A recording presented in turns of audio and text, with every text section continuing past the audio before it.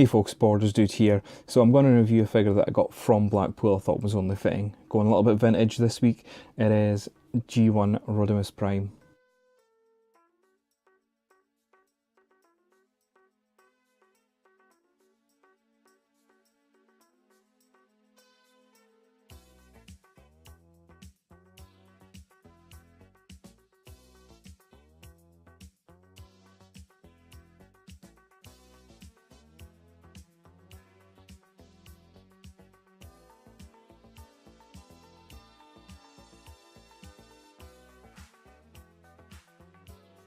Articulation for G1 Rodimus, he's super limited even for a figure of the time. His head goes up and down, his arm can do a full 360 but is hindered by his backpack, his spoiler piece, and the feet do this. And this bit at the back here looks like you'd maybe get a bend at the knee.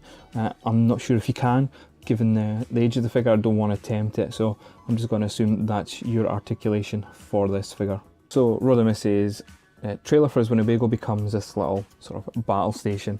It is what it is. You know, I know I'm missing, you know, a couple of glass shields that would go there, such as with vintage figures. You know, it's still in pretty good condition. Personally, I'd have the gun facing that way because it gives it a bit more character, but would be, I suppose, impractical. I suppose as a kid it would be nice to have that good accessory for Rodimus, but yeah, I mean, it is what it is. It looks nice for the display anyway.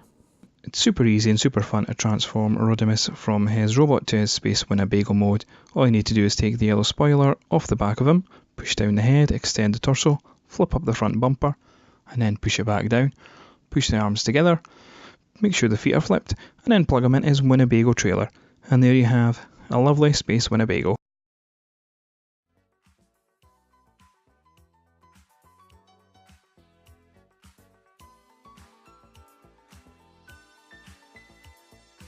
Here we are in his alt mode, and definitely it is my favourite of the two. I just love how silly it is. Look at those amazing chrome smokestacks. A Winnebago from hell. Look at the flame detail, that lovely Autobot logo, particularly the front flames on the bumper, and that spoiler piece, if you're missing that from this figure, does take a lot away from it, so do track that down if you want a vintage hot rod or you need that in your collection, because it makes a difference when that misses there, that huge gap. At least for me, it annoys me. Definitely my favourite mode. My thoughts on G1 Rodimus Prime. Now, I had this figure, but just a body only, back when I was a youngster. I never had the cab, the spoiler piece, or even the gun. It was just the body part and a swap with a kid for that that version of Rodimus Prime I had as a child. So a few years later, yeah, so glad to have him. The fact I got him dead cheap helped, but I love just having this slice of nostalgia. Yeah, he's supremely dated, as I've already mentioned, even for his time. I would say the Diaclone stuff puts this guy to shame, but that was what was happening with the Transformer line during this time period. It was becoming super simplified because of different designers and what have you. Doesn't really hinder the charm of the figure. Certainly I do like the face there. It gives that sort of withered, older look as opposed to his hot rod figure, which unfortunately I don't have, although I did actually have a G1 hot rod when I was younger. Yeah, the articulation's terrible, but as an all-round package, especially when he's in his Winnebago alt mode, he really does look the part, and I'm dead chuffed I found this guy on a whim and a pure accident.